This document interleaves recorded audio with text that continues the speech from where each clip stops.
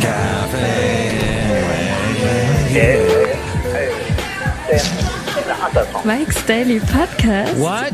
We just got word that this is eff-eff-effizode 1800, 1800. Mike's Daily Podcast. Explosion. Woo. I can't believe it.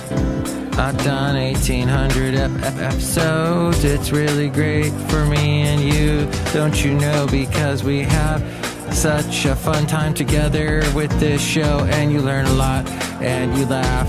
Maybe, I don't know. Because I come up with these awesome songs at the beginning of every show, and that's important because it's 1800. Mike's Daily Podcast. 1800. I was looking at self-help podcasts on Podomatic, Mike's which I have been Daily doing podcasts on the Podomatic website for 10 years now. Yes, for 10 years. And I noticed that in the self-help, self-improvement category, that there is a podcast that has more listens than mine. And it was made, the last episode came out in 2010. So, yes, almost 10 years ago. So, wait, I'm being beat by a dead podcast. That's not good. But what is good is I look out over the wonderful hills surrounding Café Anyway here in Podcastro Valley 10 today. And there's snow on the mountains, and the mountains are green. And within about 4 months, that's all going to be brown out there, and it's going to be hot. And people are going to be walking around in shorts again, although I am in shorts today here at Café Anyway. Yes, Hachi Machi. Hachi Machi. I know you're impressed by my shorts. But today's podcast might be short. I don't know. Could be long. Could be about anything we cover today is sort of a free-for-all. Because there's a lot of things I want to cover. First off, in the evening, last night, my lovely lady friend and I watched an episode of Portlandia called New Beavertown. It stars Katie Lang, who's looking quite manly these days. I don't know, she's gained a lot of weight. Her body is looking more... And here's today's podcast picture. Let's just say, very squarish. She kind of lost her feminine features. That's fine, whatever. That's her life. She wants to look like that. That's good. She's still Katie Lang. That's Katie Lang right there. Some of us lose our features that we once had. What's interesting is she was on Saturday Night Live back in the day singing what was that song? Billy Don't Go, or some, not the Phil Collins, Billy Don't You Lose My Number, or not Ricky Don't Lose My Number by Steely Dan, but it was some other song where she's singing about this guy, like, don't leave, don't go, and she did this great dramatic thing on stage where she fell down to her knees, and her little mandolin player came up and was trying to get her to stand up again. It was a great performance on Saturday Night Live, and that's Basil performing for you now. Probably in the 1980s she did this on Saturday Night Live, back when I watched it avidly. But what's interesting is in this episode of Portlandia, she starred with fellow Saturday Night Live alum Jason Sudeikis and Fred Armisen. And it's funny because Jason Sudeikis is playing this character with really wild, permy Bob Ross type hair. And Katie Lang is kind of making the moves on him, and he's making the moves on her. And I said to my lovely lady friend, I bet Jason's, is it his wife or his girlfriend? Olivia Wilde, is it? Must be getting jealous right now. But it's a fun episode of Portlandia. And I've been in this sort of Portland mood since last night. I've been thinking about the trip I took almost 5, 6, 4, 3, I can't do math in my head right now. 5 years ago. That's right. No, it was 6 years ago where I went to Portland and absorbed. I'd never been to Portland before. And I did drive through it. Everybody tells me when I talk to them about Portland, oh yeah, I drove through it. It's this town you just drive through. But I actually spent 4 days in Portland, just said, I'm going to go there. And somebody watched Basil the Boxer, who we heard momentarily ago. And I drank a lot of beer, although I kept it to only 4 glasses of beer a day. which is kind of difficult to do in Portland because they have so many places to get beer. And I just absorbed it and went to the Mississippi section, and I went up to the big rose garden up on the hill, and I went to all these interesting buildings. The architecture there is cool, and it's it was bad weather. It was around March. I ran into a guy, Tim Riley, who I hadn't seen in over 15 years. We used to work together in the early 90s at a country station. And then at the time he was at a news station. And then I saw somebody who was the lead singer of Ages and Ages, who I interviewed on Mike's Daily Podcast a couple years back. In fact, you can see it if you want to go to the website, MikesDailyPodcast1800Survivors, which I'm clicking on right now. And you go to the little drop down that says menu, Ages and Ages. Tim Perry, that's who it was. So I talked to my friend Tim Riley. I met up with Tim Perry, who I had interviewed back in, when was that? That was probably around 2013, 2012. And in fact, if you go to the website, MikesDailyPodcast.com, and go to interviews A through F, he's like one of the first ones to pop up because he's with the band Ages and Ages, alphabetically.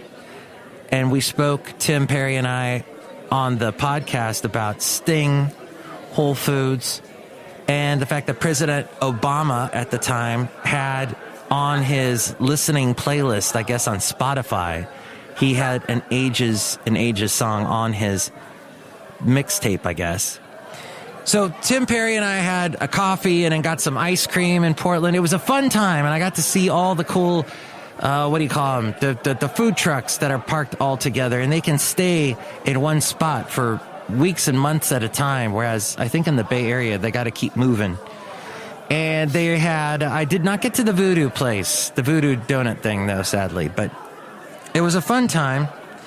And so we watched this great episode of Portlandia in New Beavertown, and Katie Lang, who sang a little bit in that episode. And by the way, one of the best concerts I ever saw was Lyle Lovett and Katie Lang in Santa Barbara.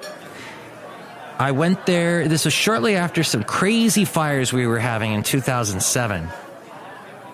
And the power all of a sudden went out during Katie Lang's set. And it's a beautiful Sunday afternoon. And the instruments, everything dies. It's dead. And she stops and she says to the audience, shh. And then she walks up to the very edge of the stage as we go outside of Café Anyway, where we bring in Mike's Daily Podcast somewhere in Podcaster Valley. Anyway. And she then sings the song. A cappella, no microphones. It's not the biggest place in the world, but Santa Barbara Bowl is. If you ever want to see a cool Santa Barbara Bowl concert on YouTube, there's a Tears for Fears concert. One that I did not get to go to, but yet it took place when I was going to UCSB back in 1989. Actually, the beginning of 1990, Oleta Adams was touring with them, and this was during the Sowing the Seeds of Love tour. And you can see the Santa Barbara Bowl experience on YouTube. But yeah, Katie Lang did such a great job. Then the power came back on, and Lyle Lovett came on, and they sang a song together. It was awesome. I think what I'm talking about on today's show is, there is, as I discussed on the last show, there's stuff you can watch that just destroys your time. I think watching the Grammys tonight is an awful idea. I predicted correctly last week watching the Super Bowl was a dumb idea. I knew it was going to be, and it turned out to be one of the most boring games ever, I found out after the fact, one of the lowest scoring games. See, we waste time, and that's what I'm trying to prevent you from doing. I want you to make the most of your time on this planet, because we ain't got a lot of time. Folks, we are survivors, you and I. Oh, but what do you mean, Mike? I haven't survived jumping out of a plane or living off the land for 3 months or some crazy thing. No. Or being attacked by angry hordes or bears or whatever. But no. You're a survivor because our parents and our grandparents somehow managed to live through a time and bring us here. You think about the atomic era. that was one nasty time. I was watching a YouTube video a little bit earlier today. This guy was breaking down all the nuclear tests that we did over the years in the 1950s and 60s. And all the explosions they did out in Nevada, like Las Vegas. There's an atomic museum in Las Vegas that you can go check out. In fact, Chely Shoehart went there. And you might be saying, Mike, who the hell? Chely Shoehart. Well, Chely Shoehart is this guy. And if, by the way, you're ever down and you're looking for something fun to watch for free and you don't want to pay for Netflix, go to YouTube. Some wonderful person has uploaded all the old Chely Shoehart things. Chely Shoehart no longer with us. I believe he died of cancer. But he was so just... Better bocce court day for you. Stiff upper lip. Life's going to get better. I have it. I'm doing well. That's Chely Shoehart. Stiff upper lip. Life's going to get better. In the world of where people at this point in time admire those of a previous era, the Bob Rosses of the world, the painting, the soft-spoken painting guy, Chely Shoehart was such a gem. He really loved California, even though he was born in Tennessee. And he went to Ferndale. I was watching this Ferndale one, and this lady here was complaining that she lost at bocce ball. I'm going to be a winner. I'm going home. She's going home. Talking about Ferndale, that's, by the way, where they filmed The Majestic, that awful movie with Jim Carrey. People either love that movie or they despise it like me. After watching that, I was like, this movie wasted my time. I could have been doing something else, like watching Chely Shoehart. Boy, I had a good night's sleep. I slept like a baby last night in the Victorian Inn, which ought to make you all happy because you own this establishment. Yeah. That's right, Hugh. So he would interview people on the street. He was a man on the street type guy, and he'd have his microphone, and he would throw these questions, and his whole personality. I think he threw off so many people. It's so funny. He would be like, "Excuse me, sir, where are you going?" And people would be like, "Oh my God, you're Chely Shoehart." "Yeah, I'm just jogging. What is this? What's going on?" And he would just throw stuff at people. So he went to an atomic museum. Not in this episode. He went to the Ferndale up in Northern California, which apparently a lot of places in Ferndale end up being the furthest west in the United States or continental United States, because I guess it sticks out so far west. Like they've got a bar there that they say it's the furthest west that you can go in the United States. That's what we're all about. We want you to have a good night's sleep. Like a baby. Just like a baby. Now, what's the deal on this? Every other place in town has a great history behind it. And I wanted to ask you about the history of atomic bombs. As we're outside of here at Café Anyway. Yes, this fascinating video that I watched about atomic bomb testing made me think, how are we all here? Because they used to detonate a lot of bombs like right on the ground. They were testing in the 50s and 60s. In 1953, there was one, and this is before Clint Eastwood became known as Dirty Harry. They had a bomb that they called Dirty Harry because it blew up so much dust that then became radioactive because it was blown up by a massive radioactive bomb. And then that fallout moved so far east from Nevada, it went all the way to like St. George, Utah, where the people said they tasted a metallic taste in the air. In fact, there were 28,800 compensation claims that the United States paid out in 2014 to all the people that were affected by nuclear fallout from the atomic testing that we did in Nevada. One, the Sedan crater from Project Sedan in 1962, the fallout went all the way to Iowa from Nevada. Isn't that crazy? And there were something like 828 underground nuclear tests that we did. That blows my mind. Also, Russia did their own nuclear testing where they stole the plans from for the nuclear bomb. We didn't know about the spy Klaus Fuchs. Klaus Fuchs. He was a Soviet spy. He got the plans to make a nuclear bomb and brought them back to Russia. Wait, I thought the Rosenbergs, I forget who, the ones that were the only time we've ever executed at the electric chair someone that we deemed a traitor to the United States. We found them as spies, and that's a whole other... The Rosenbergs, I think. Anyway, the Semipalatinsk bomb was the first bomb that Russia blew up, nuclear bomb in a nuclear test in 1949. And in 2012, we did a 17-year cleanup. We started a 17-year cleanup costing $150 million. Is that true? Huh. Well, it's a 17-year cleanup that we helped Russia with in a massive area that they have bomb testing. Because they just, here in the United States, we did nuclear testing, and occasionally there would be something terrible, like some people that happened to be in the way of someone would get irradiated or something. In Russia, they just dropped a bomb on, like, villages. They killed millions of people. So I brought up all that interesting, wonderful, heartwarming news. Oh, by the way, they had a bomb called the Tsar Bomba. It was called the Tsar Bomba, and it was 17. The nuclear cloud from it rose 17 times higher than Mount Everest. So imagine 17 times the height of Mount Everest is how far it went.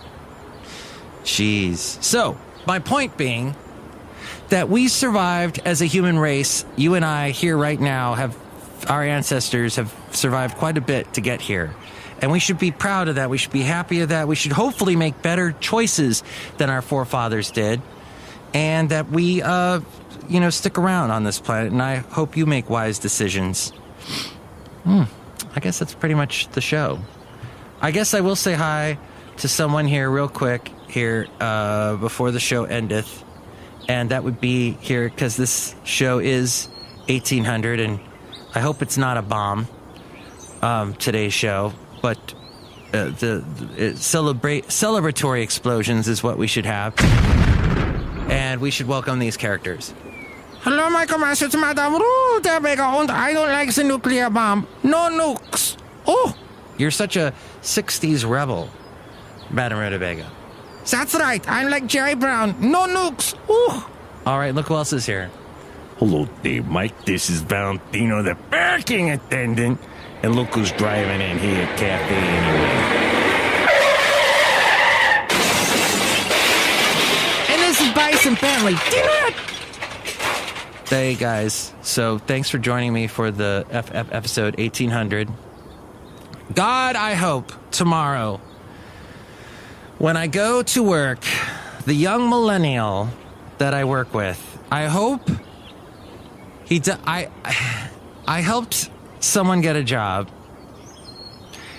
and oh my God, he does this to me. I would never do this to a superior, but apparently he likes to do this to me. He goes, "Hey Mike, do you think you do this for me? Thanks, man." And I'm like, who are you? You sound like a boss that I had back in the 90s, but do it for yourself. My God. This goes back to the entitled thing I was talking about on the last show. The thing is, he's a little bit overly dependent on me right now. He's kind of like my son, which is weird because he kind of looks like what my dad looked like with the glasses on, and my dad kind of had his look. So I don't know if I'm having a weird psychological moment that this guy that I trained to replace me at my job looks like my dad. It's weird. But I will say this, he has learned a lot and he's come really far. He just needs to do some stuff on his own and be a little more, less dependent on me and learn to fly and be independent is what I'm saying. Learn to fly and to be like that REO Speedwagon I talked about on the last show, that REO Speedwagon song. We climb and climb and at the top we fly. That's an awful REO Speedwagon song. The song "Time for Me to Fly," that's a little bit better, and that's the actual truth of what I have to do right now. I have to fly and take off and enjoy the rest of my day, as I hope you do as well. Next show, it'll be Chely Shoehart, Floyd the Floorman, John Deere the engineer. Thanks for listening. Go watch some Huelhauser on YouTube right now. You will laugh your socks off and your butt. Mike's Daily Podcast is written and produced and performed by Mike Matthews. His podcast is super easy to find. Download or listen to his show and read his blog at MikesDailyPodcast.com. Email Mike now at MikesDailyPodcast@gmail.com. See you tomorrow. Bye! Oh, I forgot to do the podcast picture. It is of Basil the boxer, and he and I were playing a little bit on Friday evening. He's at 10 and a half years old now, and he still plays like a puppy. See that picture now at MikesDailyPodcast.com. What do you think, Basil?